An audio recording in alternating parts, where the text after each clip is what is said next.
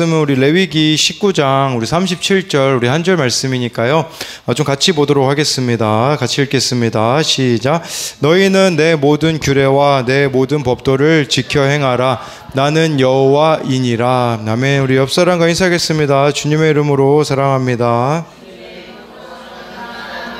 네, 주님의 이름으로 사랑합니다. 네, 오늘은 우리 동산 같은 사람이라는 제목으로 같이 좀 말씀을 나누겠습니다.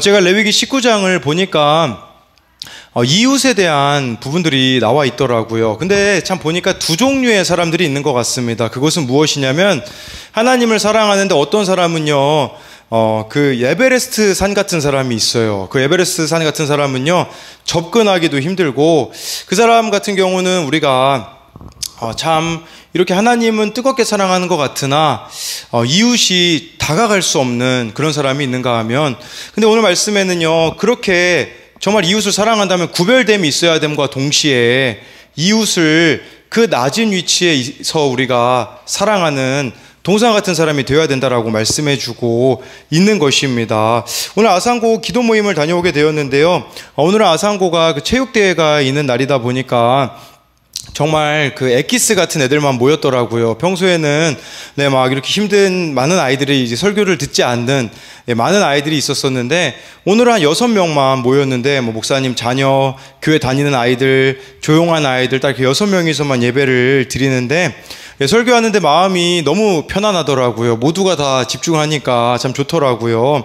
그런데 거기 찬양 인도를 하는 학생 중에 한 명이 목사님 자녀인데, 제가 최근에 알게 된 것은 그 아이도 나중에 목사님이 꿈이라고 했습니다.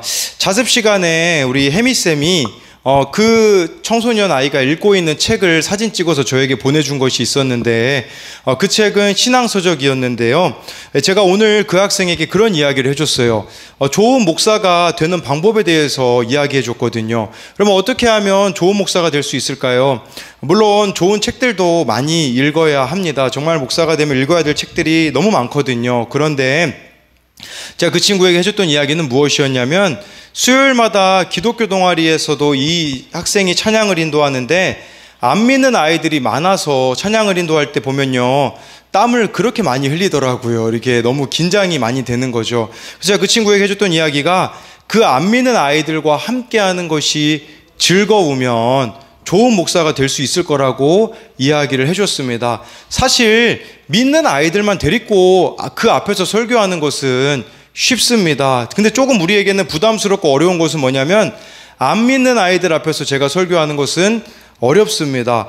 오죽하면 제가 이제 그 기독교 동아리 들어갈 때나 그 기도 모임 들어갈 때요, 이런 마음을 가지고 들어가거든요. 한 놈만 걸려라. 그래가지고 진짜 딱 한 명만 집중해서 듣는 아이만 있으면 괜찮더라고요. 예전에는 많은 사람들이 될 수 있으면 은혜 받았으면 좋겠고, 많은 사람들이 반응해 줬으면 좋겠다라는 생각이 이제는 한 명만이라도 이렇게 들었으면 좋겠다라고 바뀌게 되어지더라고요. 사실 우리 마음은 에베레스트 사람 같은 사람이 되고 싶을 수도 있을 겁니다. 내 말을 잘 듣는 사람들만 함께 하기를 원하고, 나를 잘 따르는 사람들만 함께 하기를 원하는 것이죠. 근데 동산 같은 사람이라는 것은요, 그 누구가 온다고 할지라도 품어내고 사랑해내야 되기 때문에 우리들에게는 어떻게 보면 불편한 것이 될 수 있다라는 것입니다. 오늘 이 레위기 19장에는요, 나는 여호와니라는 이 표현만 19번이 나옵니다. 나는 여호와니라라는 말은 하나님은 언약을 지키시는 하나님이다 라는 의미도 있고요. 그리고 이 여호와라는 단어는요, 하나님과 친밀한 자들에게만 쓰는 표현이에요. 영어 성경으로 보면요, 하나님이란 단어는 그냥 갓이라고 써 있다면, 여호와라는 단어는요, 롤드라고 써 있어요. 무슨 뜻이냐? 주인이라는 뜻이에요. 정말 하나님을 주인으로 고백하는 사람들이 쓰는 단어가 여호와라는 것이죠. 또 나는 여호와니라 라는 이 말씀은요, 그렇게 하나님 말씀대로 살아가는 사람을요 책임져 주시고 인도해 주신다라는 겁니다. 그런데 말씀이 없이 하나님을 믿는다, 그것은 불가능하다라는 겁니다. 김길 목사님이 쓰신 사명이라는 책에 이런 내용이 나와요. 한 번은 하나님의 음성을 듣는 삶에 대해서 이 목사님이 강의를 했는데 어떤 자매님이 심각한 표정을 짓고 상담을 요청했다고 합니다. 하나님이 자신에게 이해할 수 없는 말씀을 하신다고 해서 무슨 내용인가 들어보니까요, 하나님께서 어떤 형제랑 결혼하라고 하셨답니다. 근데요, 문제는 그가 유부남이었다라는 것입니다. 그래서 자신도 모르겠다고, 왜 그렇게 하나님께서 말씀하셨을까요? 라고 목사님이 묻자 자기도 모르겠다고 목사님이 차분히 설명해 주었다고 합니다. 그 형제가 유부남이라면 이미 성경에서 말씀하고 있는 내용이 있습니다. 그것은 간음입니다 라고 하면서 목사님이 그렇게 이야기하셨어요.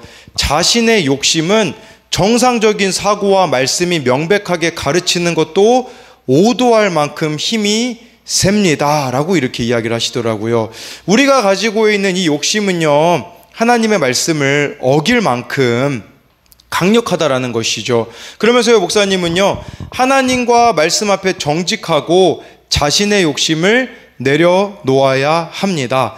정직한 사람들은요, 하나님의 음성 듣는 것을 통하여 자기의 욕심을 깨뜨린다고 하였습니다. 우리가 정말 하나님의 말씀을 바르게 듣는다면요, 자기를 부인하는, 자기를 깨뜨리는 삶을 살아갈 것이고, 내가 깨뜨린 만큼 물론 그 자리에 하나님으로 채우는 것도 맞겠지만 이웃으로 채우는 삶을 살아가게 되어진다라는 것입니다.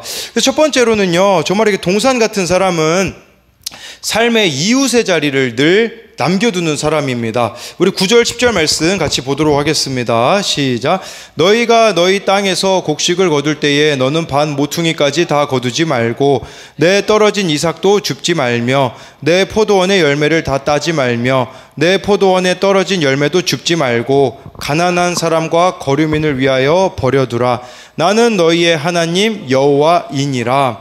네, 여기 하나님 말씀대로 자신을 깎아내는 동산 같은 사람은요, 그의 삶에 이웃의 자리가 늘 있다는 것입니다. 이웃을 위해 시간을 내주고 물질을 내주고 손해보는 삶을 살아간다라는 것입니다.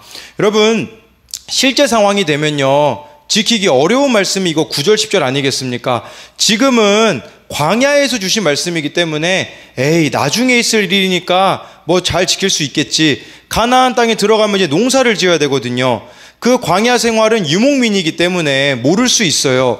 그러나 이제는 가나안 땅에 들어가면 농사를 짓는데, 문제는 하나님께서요, 이스라엘 백성들에게 그거 다 거두지 말아라, 이삭도 남겨두어라. 10절 말씀에 보면요, 여러분들이 포도원 농사를 짓는다고 생각해 보세요. 그런데 다 따지 말고 열매도 줍지 말라는 것은 이웃을 위한 자리를 남겨두라는 의미지만, 우리에겐 이런 의미가 되는 거겠죠.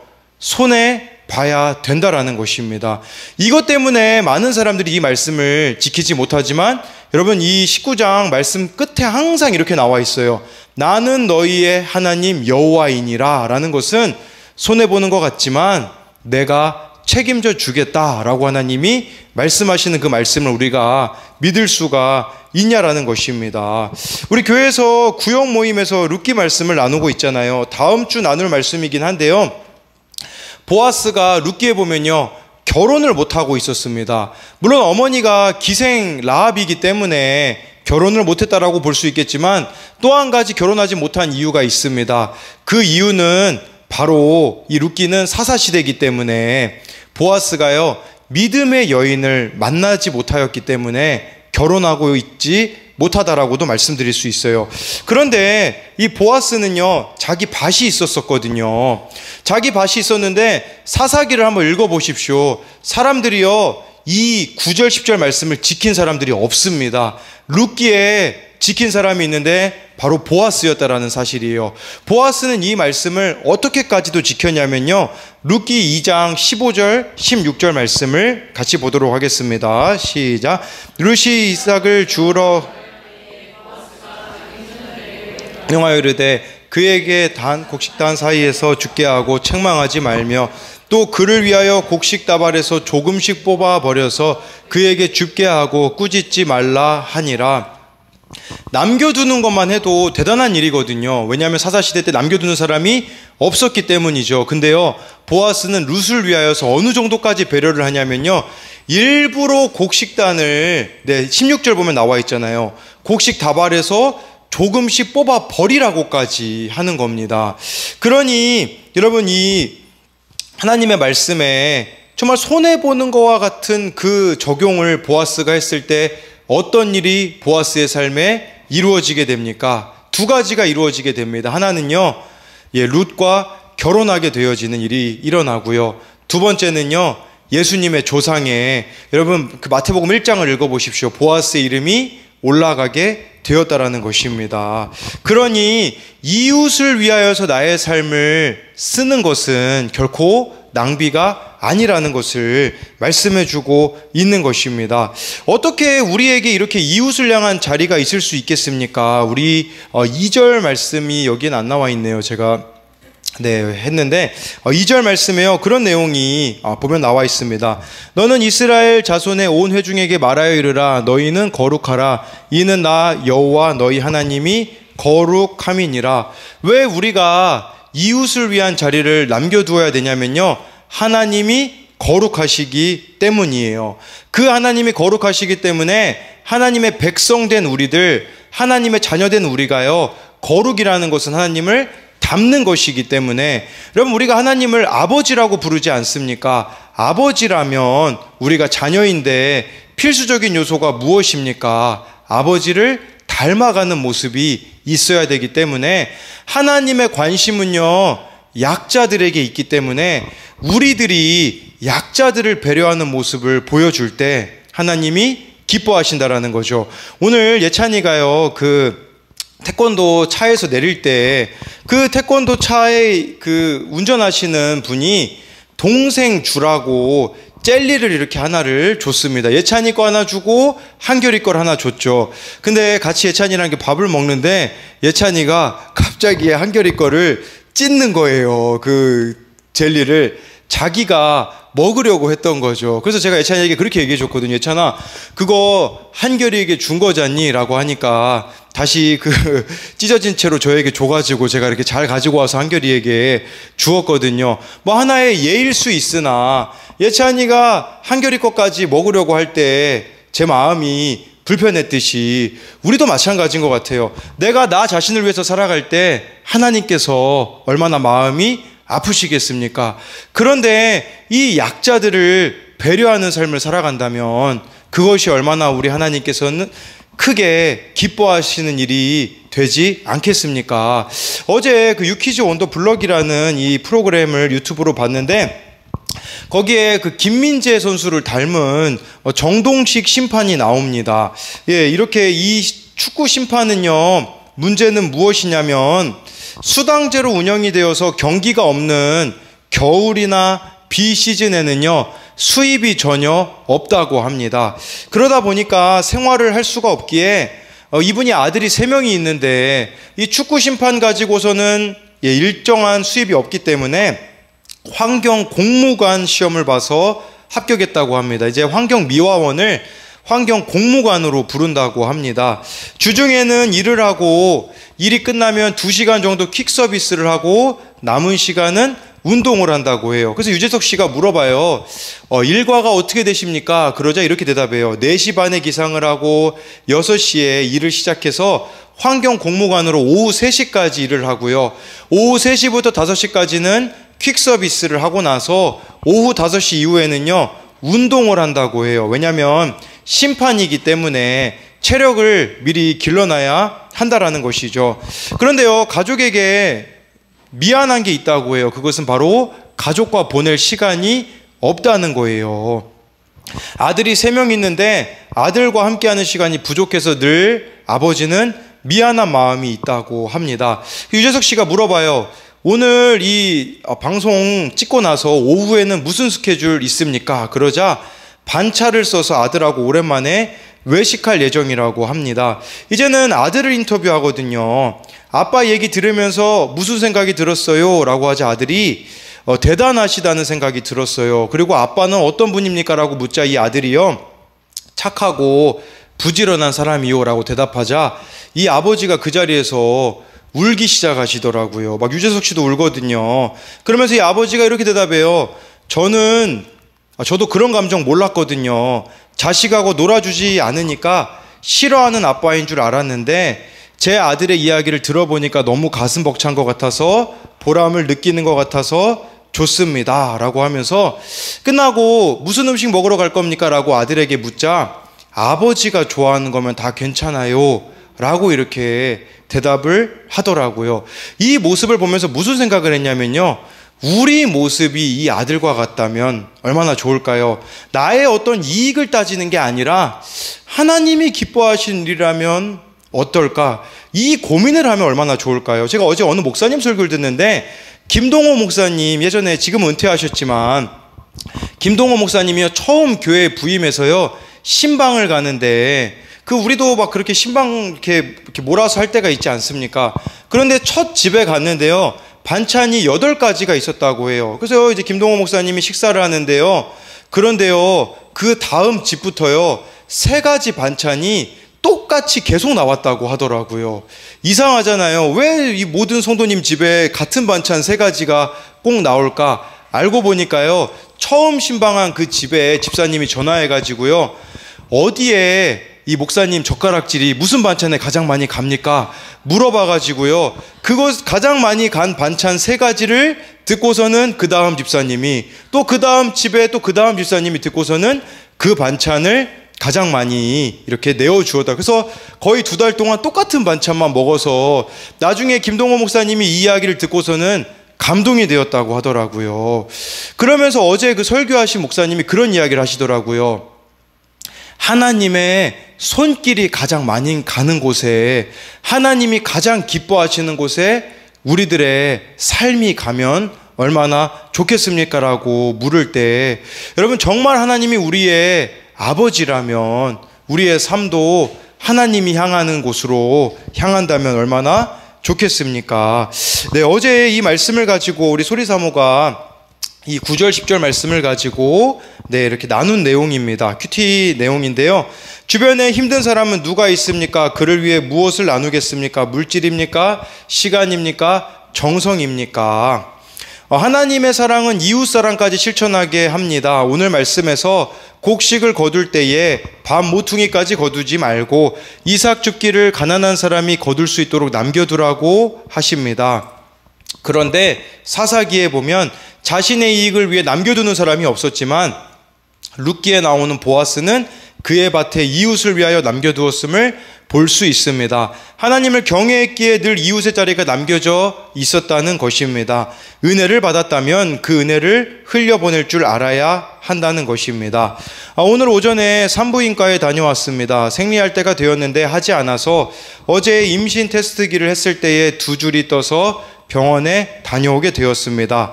이게 무슨 일인가? 우리 가정에 새로운 생명이 찾아오는 것인가 하며 어제 저녁에는 들뜬 마음을 감출 수가 없었습니다.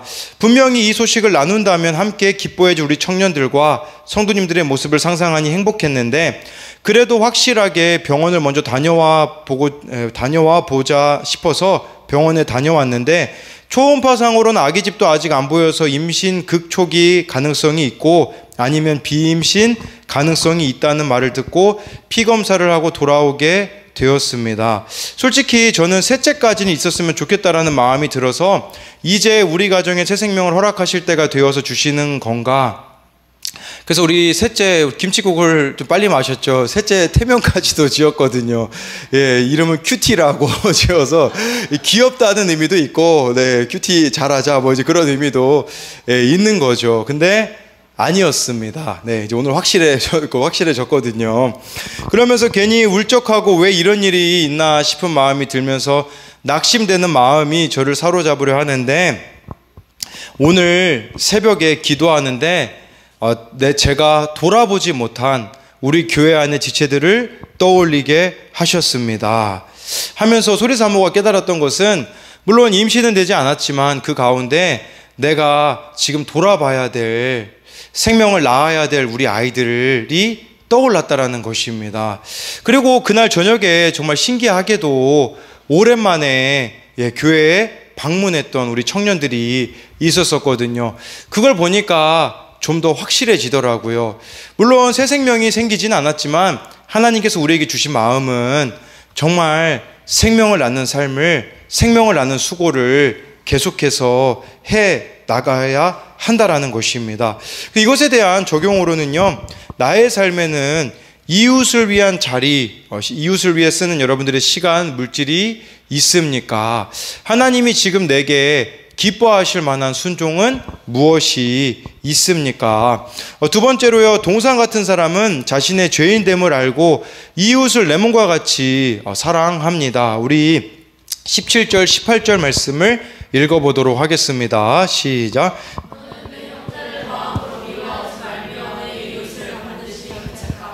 그러면 내가 그에 대하여 죄를 담당하지 아니하리라. 원수를 갚지 말며 동포를 원망하지 말며 내 이웃 사랑하기를 내 자신과 같이 사랑하라. 나는 여호와이니라. 18절 말씀에 보면요, 이웃을 내 자신과 같이 사랑하라고 말씀해주고 있고요. 17절에요, 이웃을 자기와 같이 사랑하는 자는요, 이웃을 반드시 견책한다라고 말씀해주고 있습니다. 이 견책한다, 제가 그 메시지 성경으로 찾아보니까 이렇게 나와 있더라고요. 그에게 잘못이 있으면 그것을 밝히 드러내라 라는 것이죠. 누군가가 잘못된 길로 가고 있을 때, 여러분, 내가 정말 그 사람을 내 자신과 같이 사랑한다면 그 사람의 구원을 위해서 지적해 줄 수가 있어야 한다라는 것입니다.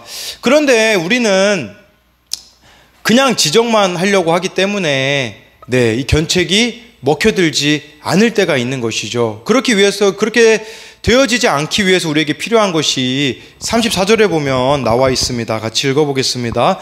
너희와 함께 있는 거류민을 너희 중에서 나은 자같이 여기며 자기같이 사랑하라. 너희도 애굽 땅에서 거류민이 되었었느니라. 나는 너희의 하나님 여호와이니라. 그 이웃의 범주에는요, 내가 사랑하고 싶은 사람도 들어있겠지만 사랑하고 싶지 않은 사람들도 들어있고, 여기 나와 있는 거류민도 들어있을 겁니다. 거류민은요, 나그네라고 보시면 돼요. 나에게 도무지 도움이 안 되는 사람이다 라고 할 수 있거든요. 근데 하나님이요, 이 말씀에 보니까 그 사람도 자기같이 사랑해야 된대요. 근데 자기같이 사랑이 되어집니까? 여러분들이 힘들게 하는 사람이 있는데, 근데 자기같이 사랑하려면요, 여기 후반절에 나와 있잖아요. 너희도 애굽 땅에서 거류민이었다라는 거죠. 너희가 어떤 존재였는지를 기억하라는 거예요. 너희들도 이집트에서 종살이하지 않았느냐라고 하나님께서 물으시면서 어떤 은혜를 받았는지 안다면 마땅히 우리 인생에 거류민과 같은 이웃들조차도 사랑해야 한다라는 것이에요. 제가요, 지금까지 이렇게 사역해 오면서 중간중간마다 사랑하는 것을 포기하고 싶었을 때마다, 그때 참 기도도 안 나오죠. 기도도 안 나오고 그냥 하나님 앞에 앉아 있을 때마다 저에게 주셨던 마음은 한 가지였어요. 그 마음은 무슨 마음이었냐면 이거였습니다. 내가 너를 어떻게 사랑했는지를 기억하라. 그 메시지를 저에게 항상 주셨거든요. 그 메시지를 들으면요, 포기할 사람이 없겠더라고요. 하나님이 나를 어떻게 사랑하셨는지, 어떻게 구원하셨는지, 어떻게 은혜를 베풀어 주시는지를 알기 때문에 그 누구도 포기할 수가 없게 되어지더라고요. 여러분, 우리에게 필요한 것은 무엇이냐면요, 하나님께서 뭐라고 말씀하시는지가 중요한 것이지, 내 감정이 어떠한지, 내 생각이 어떠한지가 중요하지 않다라는 것이에요. 내 감정 따지잖아요. 내 생각 따지잖아요. 그러면 거류민과 같은 사람들 절대로 우리는 사랑해낼 수도 없는 겁니다. 길튼교회 최성열 목사님이 설교 중에 하신 말씀인데요, 튀르키예에 독일 출신 틸만이라는 선교사님이 계셨다고 합니다. 이 튀르키예에서 9년간 사역을 하셨는데요, 한 2년 동안 정말 아이들도 많이 모이고, 터키 아이들, 이 튀르키 아이들이 많이 모이고 함께 예배를 드리고, 그 중에 예수님을 믿는다라는 아이들도 늘어나기 시작했다고 해요. 그런데 어느 날 아이들이 왔는데 한 18, 17 되는 이런 아이들이 와서 손에 칼을 들고 왔다고 합니다. 그러면서 지금까지 자신들이 예수님 믿는 것이 거짓이었다라고 하면서 선교사님에게 이렇게 강요했다고 해요. 예수님이 신이 아니라 알라가 신이라고 외쳐라 라고 이렇게 말했다고 합니다. 이 선교사님이요, 예수님만이 참 신이시고 하나님이라고 외치자 2-3시간 동안 이 아이들이요 156번을 칼로 선교사님을 찔렀다고 합니다. 함께 있던 사역자 2명과 함께 사늘한 시신이 되었다고 합니다. 그때 이 터키에 일어난 변화가 한 가지 있었거든요. 터키는 99%가 무슬림입니다. 심지어 무슬림 선교사를 파송하는 나라입니다. 그런데 숨어서 신앙생활하고 있던 기독교인들이요 길거리에 나와가지고 이렇게 외치기 시작했다고 해요. 나도 그리스도인이니까 죽여달라라고 외쳤다고 합니다. 이 아내 되시는 선교사님이 얼마나 마음이 힘들었겠습니까? 매일 남편의 무덤에 가서 기도를 했다고 합니다. 그리고요 이런 결심을 하게 되어져요. 다 포기하고 독일로 돌아가야겠다. 그때 주님의 음성이 들렸다고 합니다. 너 독일에 가는 게 안전할 것 같니? 아니란다. 이 자리에 내 품에 있는 것이 더 안전하단다. 그래서요 이 선교사님이 결심해요. 저 이 자리 끝까지 지킬게요. 그리고 지금 흘러온 세월이 16년이 되었다고 합니다. 16년이 여전히 지났음에도 튀르키예 영혼들을 사랑하고 계시고 있다고 하는데요. 여러분 터키는요 선교사의 무덤이라고 불린다고 합니다. 예, 거기 가게 되어지면 정말 10명 중에 복음을 전해서 1명이 이렇게 관심 가지면 그게 큰 반응 보일 정도라고 하는데, 여러분 이 선교사님이 그 자리를 믿음으로 지켰을 때 어떤 일이 벌어졌습니까? 튀르키예에 지진이 오게 되어지고 그 지진으로 인하여서 사람들의 마음이 녹아지게 되었고, 지금은요 10명 중에 5명이 복음에 반응한다고 합니다. 여러분 우리가 상황과 환경을 통해서 하나님께서 말씀해 주실 때가 있잖아요. 사건을 통해서. 근데요 저는 또 한 가지 발견한 게 있습니다. 그것은 뭐냐면 내가 믿음으로 그 자리를 지키잖아요. 그러면 하나님은요 상황을 바꿔주시고 환경을 바꿔주시고 사람을 바꿔주실 수 있는 분이라는 것을 저와 여러분들이 또한 기억해야 된다라는 것이에요. 그렇기 때문에 도망가고 싶은 그 자리, 거기를 여러분들이 믿음으로 지킬 때에 언젠가는 반드시 열매가 맺혀지게 된다라는 것입니다. 또한 우리들에게는 때로는요 좋지 않은 사건들이 올 수도 있어요. 어제 우리 김지은 집사님이 나눈 영상이 아니라 그 큐티 나눔이 있어서 저도 이 영상을 봤거든요. 브라이언 박이라는 목사님이 계시는데요. 그분이 제가 영상 오늘 확인해 보니까 얼굴에 이만한 막 혹이 나셨더라고요. 혹이 이렇게 되게 크게 나가지고 영상 화면만 봐도 참 힘드시겠다는 생각이 들었는데, 우리 김지은 집사님의 나눔입니다. 예전에 기독교 프로그램에 나오셨을 때는 괜찮으셨는데 지금은 한쪽 얼굴에 커다랗게 혹이 생기셨다. 그것을 놓고 다양한 얘기가 나오고 있었다. 어떤 성도는 사람들이 목사가 기도만 하고 치료하지 않는다고 오해할까봐 염려된다라고 했다. 이 브라이언 박 목사님께서는요 지극히 예수주의인 분이시다. 정말 오래전에 TV에 한 부모가 복수가 차는 자기 딸을 신앙심으로 극복할 수 있다며 병원에 안 데리고 갔다가 아이가 죽은 사건을 본 적이 있다. 그러나 그것과 이것은 좀 다르다고 생각한다. 그것은 맹목적이고 미신적이다. 브라이언 박 목사님은 하나님의 음성을 듣는 분이다. 기독교 프로그램에서 많은 성도들의 전화를 받고 바로 성령께서 주시는 음성을 통해 어떻게 해야 할지 전달하고 기도해줬던 분이라는 것을 알고 있다. 이분이 저도 봤거든요. 예전에 그 무당이었던 분이 전화했는데 그 시간에 영접 기도를 이렇게 해서 지금 그분이 또 예수님을 증거하는 사람이 되었거든요. 여러분 생각해 보세요. 치유 사역을 하시는데 근데 자기 얼굴에 혹이 있다. 저는 이걸 보면서 무슨 생각을 해보게 됐냐면 사도 바울의 좀 모습이 떠오르더라고요. 사도 바울이 고질병이 있지 않았습니까? 여러분 사도행전 읽어보잖아요. 사도 바울에게 손수건만 대도 병이 나았거든요. 근데 그렇게 병 고치는 사도 바울이요 간질에 걸리거든요. 간질은 무슨 병입니까? 신의 저주를 받았다고 사람들이 생각을 해서 사도 바울이 고린도후서에 보면요 3번 기도해요. 하나님 이 병 좀 고쳐주세요. 하나님의 응답이 무엇이었습니까? 내 은혜가 내게 족하다라는 거죠. 이 브라이언 박 목사님 얼마나 많은 사람들을 고쳐냈습니까? 근데 자신의 얼굴에는 이 혹이 있을 때 사람들이 뭐라고 말하겠습니까? 안 좋은 시선으로 볼 수 있겠지만 저는 그런 의미로 다가오더라고요. 그 혹으로 인하여서 더 겸손해진다. 네, 우리 종호가 졸았습니다. 네, 예, 이것으로 인해서 겸손해지는 종호. 네, 좋습니다. 괜찮아요. 이 자리 나와 있는 것만 해도 축복입니다. 집에서 자는 것보다 교회에서 자는 게 훨씬 더 복됩니다. 그렇다고 대놓고 주무시지 마시고요.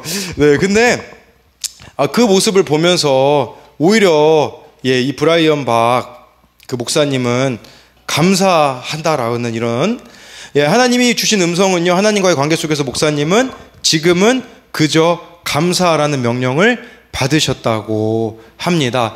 그것이 이 목사님을 겸손하게 만드는 통로가 아니겠습니까?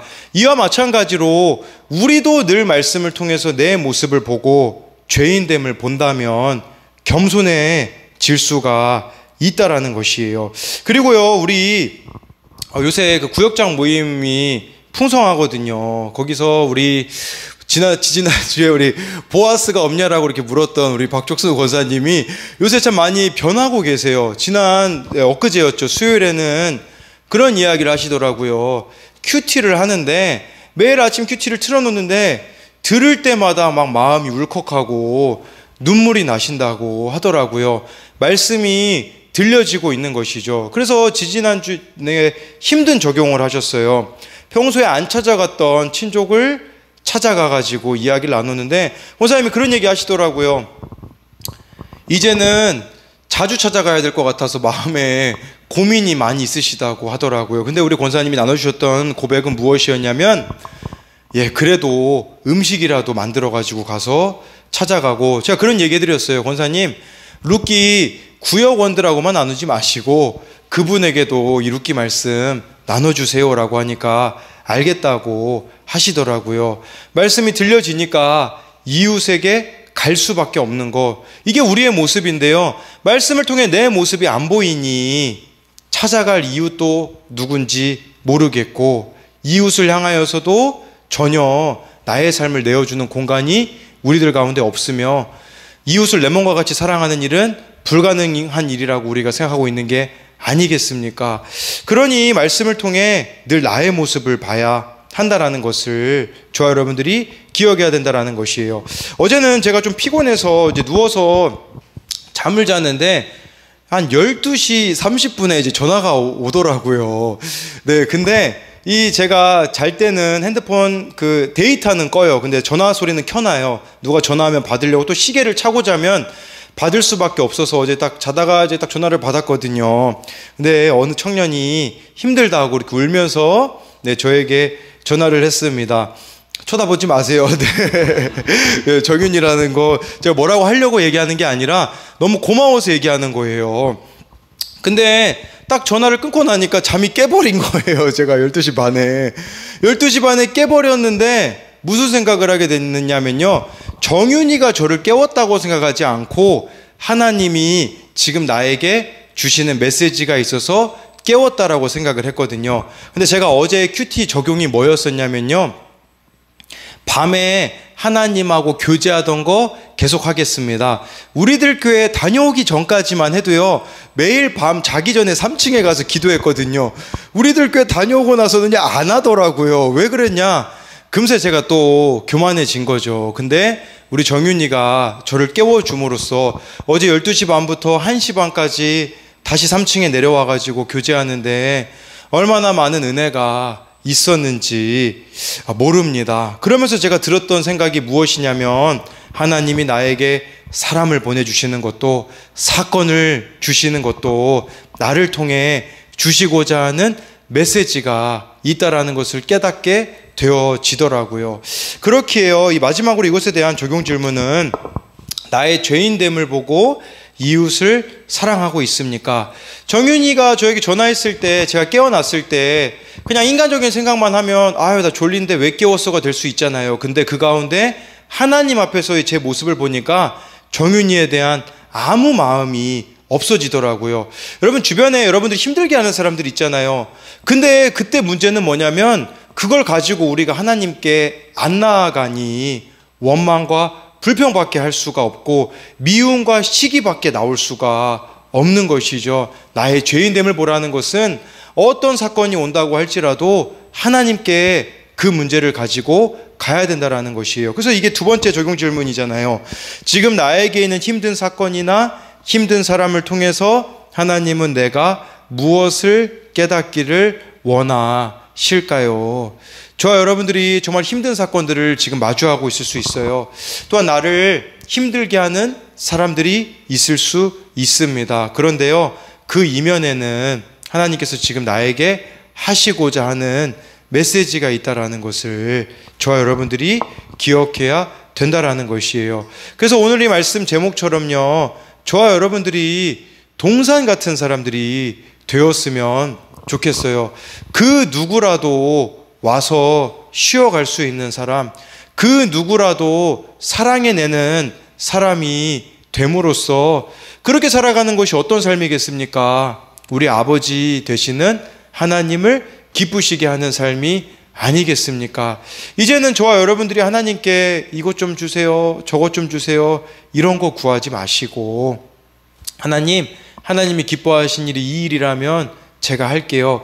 제가 한 가지만 더 이야기하자면요, 이야기가 길어져서 죄송합니다. 여기는 우리 교회이기 때문에 제 마음대로 해도 되겠죠. 막 우리들 교회는 뒤에 막 시간이 막 몇 초 남았다고 떠가지고 제가 되게 긴장을 했지만 우리 교회는 아직 시간 괜찮습니다. 제가 우리 월요일이었던 걸로 기억나요. 제가 이제 메가커피 또 곽청용 집사님이 오픈을 하기 전에 가서 이렇게 예배를 드렸잖아요. 가는데 이제 주차장에서 차를 세우고 가는데 우리 갈글철 집사님을 만나서 이런저런 이야기를 하는데 우리 집사님이 주은이 얘기를 좀 해주시더라고요. 월요일에 쉬는 날이었잖아요. 주은이가 전 참 대단하다고 생각을 하거든요. 그 쉬는 날에 서울에 가가지고 공부 이렇게 하고 특강 들으러 갔다라고 하는데 제가 집사님에게 그렇게 이야기를 드렸어요. 집사님, 어쩜 그렇게 주은이는 스스로 그렇게 쉬는 날까지도 공부를 할까요? 라고 했을 때 근데 저는 집사님이 들려주셨던 대답이 너무 감사했어요. 그냥 일반 부모라면 내 자녀가 공부 잘하는 것만으로도 기뻐할 수 있잖아요. 근데 집사님이 저에게 뭐라고 이야기하셨냐면요, 그런 이야기를 하셨어요. 오히려 주은이가 하나님을 떠나면 어떻게 될까 걱정하신다고 하더라고요. 그러면서 우리 집사님이 믿음으로 자신이 잘 살아가야겠다라고 이야기하시는데 너무 저는 기쁘더라고요. 그냥 좋은 대학이, 주은이가 좋은 대학 들어갔는데 목적이 있는 게 아니라 나의 자녀가 하나님을 떠나지 않는 삶을 살아가는 것이 목적이라면 인간인 저도 이렇게 기쁜데 우리 하나님께서는요 얼마나 기쁘셨을까 생각이 되어지는 것이죠. 이와 마찬가지로 저와 여러분들이 구원이 목적이 되어서 세상의 그 어떤 성공을 바라는 것이 아니라 나도 구원으로 나아가며 다른 이들도 구원으로 인도해내는 저와 여러분들이 되기를 소망합니다.